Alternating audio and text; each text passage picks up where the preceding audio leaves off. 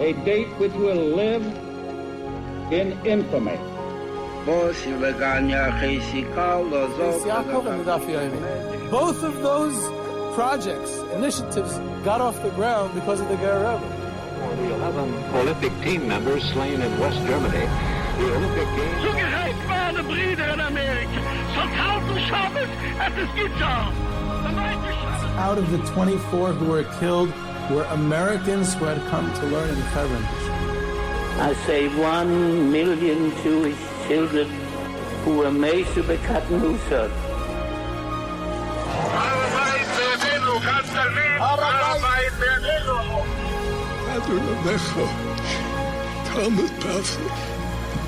Whoever heard such beautiful words? It is never too little. It is never too late. And it is never enough. Jewish History Soundbites, bringing alive the world of our glorious past. Here is our host, live from Jerusalem, Jewish historian and tour guide, Yehuda Geberer. Welcome, everyone, to Jewish History Soundbites. This is Yehuda Geberer with another episode of Jewish History Soundbites. In this episode about the Shinive and Garlits chassidic dynasties of the House of Sanz, and a continuation of the House of Sanz that we've spoken about in the past. And this episode has been generously sponsored L'Zecher Nishmas Reb Yitzchak ben Mordechai David Goldberg, Avram Shloima ben Reb Yitzchak Goldberg, and his wife Brucha Esther Bas Reb Alter Chaim Yeshaya. And her yahrzeit is actually tonight, Beis Nisan. And all of those were true heroes of American Jewish traditional life. Revisa Goldberg arrived in the United States at the turn of the century with the blessing of the Shinive Rebbe, and he held on to religious life and chassidic life and maintained his connections to Sanz. All of their descendants are religious Jews. Revisa Goldberg hosted Rav Elisha Halberstam, the Garlits Rebbe, on his visit to the United States, and then later on welcomed the Garlits Rebbe's children when they arrived later on to settle in the United States. Before we get to Garlits and Shinive and Sanz, I want to just read a couple of letters. We recently had an episode about Jewish fashion, dress, and modern Jewish history, and hopefully we'll have a part 2 one day as soon as there's a sponsorship, so be in touch with me about that. So here's a great excerpt from a short excerpt from a letter I received. Here it goes. Reb Chaim Zimmerman famously wore a gray frock on Yontif. When asked why, he explained that the Rambam says that a Talmud Chacham must be distinguished from the Amei Haaretz in his dress. And on Yom Tov, he sees a lot of Amaratzim wearing black frocks. So there's a humorous line from Reb Chaim Zimmerman. Here's another one I got. This is one of my favorite letters I got. I love it when the great listeners of Jewish History Soundbites keep me updated on to what's going on in contemporary Jewish life and ensuring I don't get too stuck in the past. So this is also about Jewish dress. So here's this letter. With regards to Jewish dress, as you have been out of the USA for a while, I would like to update you. Popular shopping stores change over time. Sims has been closed for almost 10 years. Century 21 closed in 2020, but may reopen. See the 2 web links below. Among the national brands, for a while, Joseph A. Bank has been popular, especially for their clearance items. I also think that white shirts from Charles Turwitt when on sale are popular. The Century 21 closed in 2020 due to the pandemic. There is a possibility that they may reopen. Okay, fantastic. So I know next time I visit the United States where to buy my shirts. So I appreciate that assistance. Keep in mind, Pesach is coming up, and the Mishpacha magazine Pesach edition, as far as I understood, is going to be longer than the average doctoral dissertation. So you'll want to buy that. You'll have plenty to read. And in that lengthy magazine, there are several articles that are in particular, all of them is great reads, of course, everything, but there's a few, several good stuff, nice long articles and lengthy for the record by myself and Davi Safir together. And you'll definitely want to read that. And the reason it's going to be so readable is, I have to say, the editing there. They took anything that I wrote, and what Davi writes is always good. but they take what I wrote and they made it readable. So I just want to shout out to Mrs. Shana Friedman, who does magic with her editing, and you're going to really enjoy those articles as well. Of course, continuing what I did last episode, I'm going to analyze another few questions from the For the Record Purim trivia quiz at the end of the episode, so stay tuned for that. Don't tune off as soon as we're done talking about Sanz. Stay for another couple of minutes. We'll talk about some of those questions as well. Last update in the Jewish history in the world today, the Sfarim Chatter podcast has just posted a fantastic interview with Professor Benny Brown about the history of the Muslim movement. Professor Benny Brown is someone special, a unique scholar, is someone who knows everything. I had the privilege of knowing him very well personally and studying under him for a while. And of course, I have all his books, which I recommend highly to everyone, and he has many, many, many of them. And he was interviewed on the Sfarim Chatter about the Muslim movement. It's a must listen. And of course, the Sfarim Chatter is a great interviewer. There's also great questions. Whoever wrote those questions or contributed to writing those questions for the interview gets a lot of credit too. Yours truly. So going back to Sanz, we had a few episodes about Sanz, and so you might want to, you listen to those as well to have a full picture. Maybe I'll post the links to those in the text.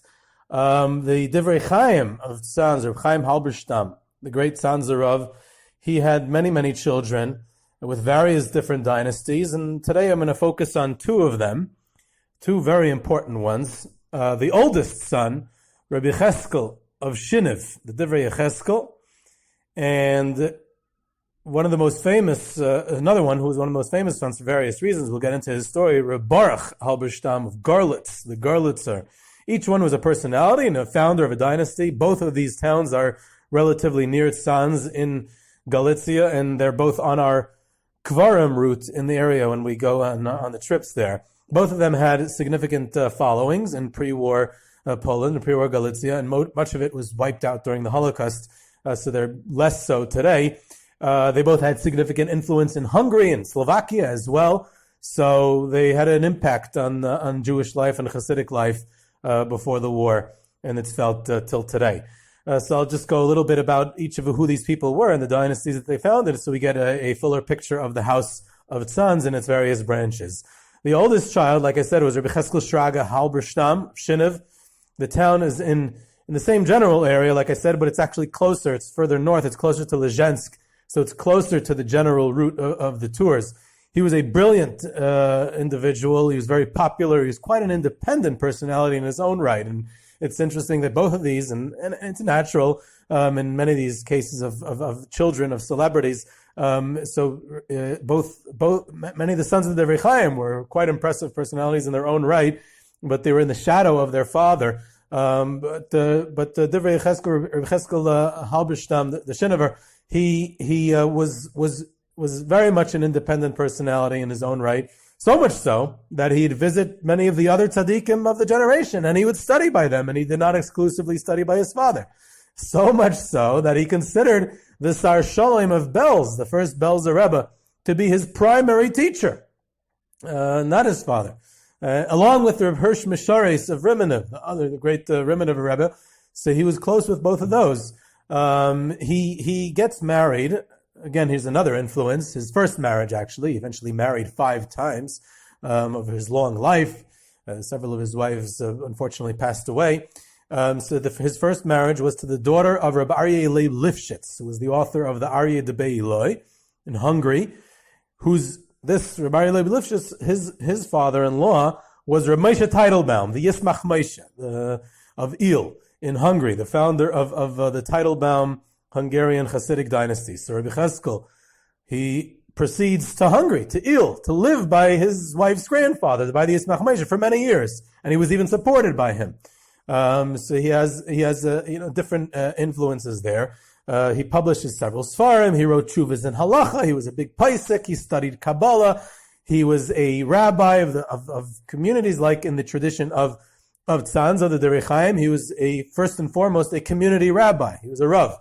and he eventually was a Rebbe also. He did it all. He was very well-rounded. In the rabbinate, he started off in a shtetl called Rozdol, but he soon went to Shinive, where he would become famous. He moved on from there. He becomes a rabbi in Stropkov. So he's leaving Galicia. Stropkov is actually in Slovakia. So he's one of the first ones of the Sanz people to leave the Galicia area and become a rabbi outside in Slovakia. He then, when his father passes away, for a short time, he's the rabbi in Sanz, before he defers to his younger brother. Then he goes back to Stropkov, and then he goes back to Shinive, and there he remains until his passing in 1898, when he's in his 80s. So he was known as the Shiniver. He had a close relationship with his father, but he went on his own path. He became a Rebbe in his father's lifetime, which is quite rare in the history of the chassidic movement. And he was very independent, and he even changed some of his father's customs, which again is not so common. He did his own thing. He had thousands of chassidim. He enjoyed a very immense popularity, and he was a big paisik. He was very influential in the halachic circles as well. And he had a different personality than his father. He was less polarizing. He was less extreme than his father. He was very strong-minded in many ways, but he had his own way of leadership. One of the unique things that he did was, I mentioned this in other episodes, that he visited the land of Israel. He visited Eretz Yisrael in 1869, which was very rare for Rebbes to do at the time. And what makes the story even more unique is what was going on in Sanz at the time, which I'm going to get to later on in this episode. It was during the Sanz Sadigura Machlekes dispute, which was a very bitter dispute, and what was Rabbi Yechezkal's role, or lack of a role rather, in it, which is a very interesting part of his story as well. We'll get back to that. While he's in this visit in Israel, it was Palestine then, he establishes the Sanz shul in Tzfas, which is still active to this day. He built it, and he built a mikveh there also, and there's a plaque at the entrance when I lead the tours in Tzfas, in the old city of Tzfas, in the cemetery. So we go to the Sanz shul, you see the plaque that the Shiniver is the one who founded the shul, and he stayed in Israel for about 2 years in Eretz Yisrael. And though he was supportive of the chassidic settlement there, he was very opposed to the early years of the Chovevei Tzion movement, the Lovers of Zion movement, and early Zionism. He passed away in 1898, so it was before there was real, an active Zionist movement, but he was one of the early leaders of the opposition. He was very influential over the next generation of Hasidic leaders. Many of them considered themselves students of his, including the Ostrovtsegoin, Mary Hill Hallstock, so people like that, and he had a diverse and widespread influence.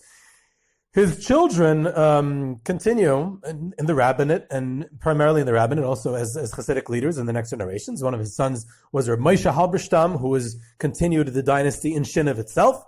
But he had another son named Rav Shalom Halberstam, who becomes the rabbi in Stropkov, where his father had been the rabbi twice in Slovakia out there. So he's a founder of the Stropkov Chassidic dynasty. Very interesting individual, interesting customs. Just one example, his name was Shalom, Reb Shalom Halberstam, and he's named after the Sar Shalom of Belz, actually. And then he adds to himself the name Avram later on in years as a segula for old age. So he gives himself the name Avram as a segula for old age. He passes away in 1940.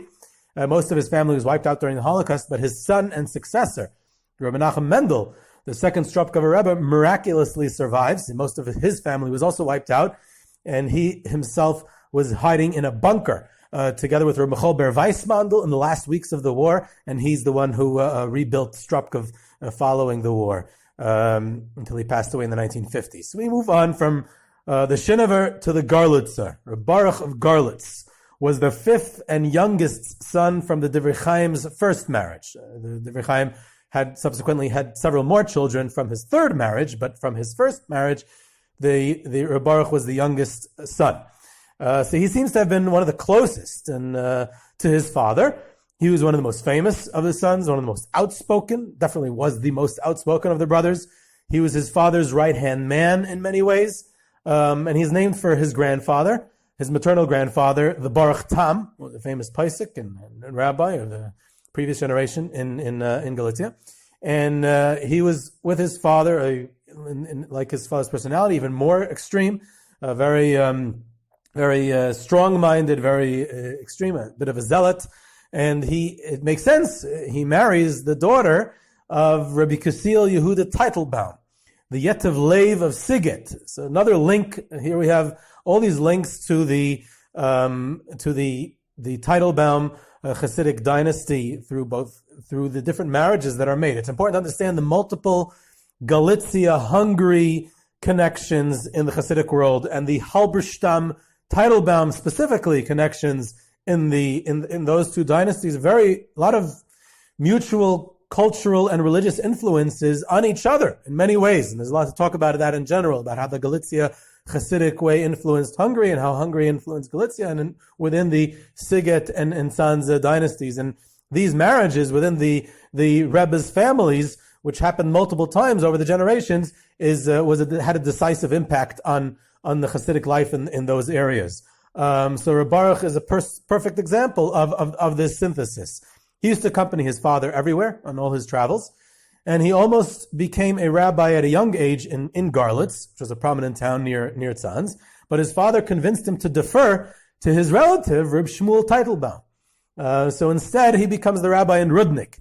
Now remember that in Sanz, you become the rabbi of the town before you become a rabbi. So and very often, many of the descendants of the Divrei Chaim were just rabbis. They were just community rabbis, Paiskim, Talmidei Chacham, and many of them never became a rabbi. It depends. But either way, so Rav Boruch is a rabbi in Rudnik, which was his father's first rabbinical position. Rudnik is always a position within the Sanz dynasty. And many, many years later, Reb Shmuel Teitelbaum passes away, and Rav Boruch comes back to Garlits to claim the rabbinate. So his cousin, Reb Yechezkal Teitelbaum, who was the deceased rabbi's son, felt it belonged to him. So it was a bit of a dispute that ensued, and finally a Bezdin decided in Rav Boruch's favor, and he remains in Garlits for the rest of his life, which is where he's buried as well. And he becomes the primary successor to his father following the Divrei Chaim's passing in 1876. Many of the prominent chassidim of his father came to Rav Boruch afterwards. He had some curious customs. He would not say any Torah at his tish. He had a very combative personality, a bit of a militant even. He had many hidden ways, mysterious ways. People didn't understand always what his customs and his habits were. He attempted to hide his Torah greatness from everyone. One of his curious customs was his habit of being quite critical and blunt and sometimes even rude to many of the greatest tzaddikim of the generation who would come to visit his father. And some even desisted from coming because they couldn't handle it. And it was a very interesting personality. One of the big ironies that I find with Rav Boruch of Garlits is that Rav Boruch was likely the one who torpedoed the shidduch between the Avnei Nezer, Rabbi Avram of Borenstein of Sachachev, and the daughter of the Divrei Chaim. There's supposed to be a shidduch between the Avnei Nezer and the daughter of the Divrei Chaim of Sanz, and Rav Boruch is probably the one who made sure to cancel that and make sure that wouldn't happen. Why? Because the Avnei Nezer was a Kutzker chassid. He was a chassid of the Kutzker Rebbe, Rabbi Nachman de Morgenstern, and Rav Boruch didn't like that, and so it didn't happen. Now the Avnei Nezer himself goes on to marry his Rebbe, the Kutzker's daughter, so he didn't do off too bad. He ends up being the son-in-law of the Kutzker. But the irony is that Rav Boruch's daughter, Razel, on her third marriage, she goes ahead and marries the Tzfas Emes. It was the Tzfas Emes' second marriage, and it was Rebbetzin Razel's third marriage. So the Tzfas Emes, who's of course Ger, Kusk, he becomes the son-in-law of Rav Boruch of Garlits, ironically. Rav Boruch was seen as a leader to adjudicate other disputes at the time as well. He was famously serving as the arbitrator in the Vizhnitz-Siget dispute over control of the Hungarian Koil in the old Yishuv in Eretz Yisrael.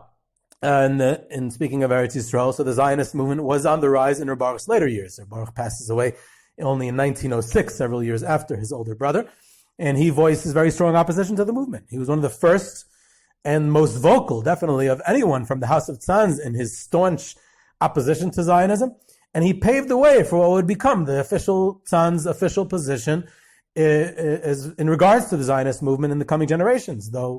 Even though post-Holocaust and post-founding of the state, there were some modifications in some of the branches of the Sanz position, but for sure, pre-war, he paved the way. He was very close with his brother Yechezkal Shinive, despite their differences. And their differences, I think, is best illustrated in their differing approaches to their father's famous war with the Sadiger dynasty, the Machlokes, the famous, terrible, vicious dispute, one of the worst ones in the history of the Chassidic movement, between Sanz and Sadigur, which lasted from 1869 to 1876 until the Divrei Chaim passed away. That dispute. So the Shinive visited Israel then, which was a Sadiger stronghold as far as the Chassidic community was concerned. And he goes there at the peak of the dispute. He's away for 2 years. He's not in Galicia for those 2 years. He didn't want to be involved. He tried to stay away from it. He seemed to not agree with the forcefulness of his father's position, or even to agree with the cherem that his father placed on the tzaddikim of the Sadiger dynasty. And that's best illustrated by the fact that the Shinive had enjoyed a close relationship with Reb David Moshe of Chartkov. Incredibly enough, he had a close personal relationship with one of the greatest tzaddikim of the Sadiger dynasty, someone who ostensibly was in cherem by his father. On the other hand, Rav Boruch seems to have been, the Garlits seems to have been the main organizer of the whole operation. He even controlled it to a certain extent. He was the one who got, the information that got to the Divrei Chaim and what should be done about it. And he seems to have been the main, behind the scenes operator of the whole dispute with Sadiger was the Garlits. So you have the two different approaches of two brothers, and they both remained close for the rest of their lives. The little bit about the descendants of Rav Boruch of Garlits. His son, when he passed away in 1906, his son Rav Tzvi Hirsch Halberstam becomes the Rav. He became the Rav actually in Rudnik also, continuing the tradition. And one of his sons was the famous Rabbi Kusil Yehuda Halberstam, the Kloisenberger Rav. So the Kloisenberger Rav was the grandson of Rav Boruch. Another son was Rav Elisha. Rav Elisha Halberstam succeeded his father in Garlits. He was a very interesting individual. He married his first cousin, the daughter of Rav Mordechai Dov, Rav Motula Twersky of Hornistipel, and he lived by him in Hornistipel in Ukraine for 15 years. Rav Elisha was a very big Talmud Chacham. He becomes the rabbi in Garlits following his father's passing, and he was very popular in the community. He was also a Hasidic rabbi, despite the fact that he had a lack of desire to be one. He did not like kvitlach. He wanted to be a rabbi. He wanted to be the Rav of the town, but the Hasidim insisted. And he did something that was quite rare. He visited the United States in 1927. There were rabbis who were moving, who were immigrating, who were settling in the United States at that time. But just to come for a visit, that was, I think one of the first, as far as I know. Of course, 2 years later, the Lubavitcher Rebbe, the Rayatz, made a very famous visit, but that was 2 years later. That was in 1929. There's 1927. He made a visit, visit to the United States. And like I said, he was hosted by his chassid, Revisa Goldberg, at the time. So he returns to Garlits. He was actually close with the Ger Rebbe, the Imrei Emes. So it's funny that in several different ways that Sanz and Polish Hasidus somehow did connect in the end. Now, when the Nazis invaded Poland in 1939, so Rav Elisha escapes to the east. The Russians, the Soviets, exile him to Siberia, where he passes away shortly thereafter. But a bunch of his children moved to the United States. Several Garlits Rebbes, 4 or 5 different Garlits Rebbes, all in the United States. All of them were his sons. One of them actually called himself the Dineveh Rebbe. Another few in Israel who called themselves also Garlits. So he had several of his children who, were officially Garlits Rebbes, but the dynasty never really picked up after the war for some reason. There was another son of Rav Boruch whose name was Rabbi Sinai Halberstam, who founded the Sanz Zimigrod dynasty, which still exists till today. And it's interesting, Sinai is not a very common name, so even though Rav Boruch was more on the conservative side, so when it came to naming, he had a liberal streak in him apparently also. So that's a little bit about the Garlits and Shinive dynasties. I want to get, just for a couple of minutes, to analyze a few more of the questions from our For the Record trivia quiz that we ran in Mishpacha magazine on Purim. And one of the questions was, Rabbi Ruvain Elbaz and Rabbi Shimon Ba'adani, prestigious members of the Moetzet Chachmei Torah, are products of this yeshiva system. A. Chinuch B. Novardik, C. B'nai Akiva, D. and Shas.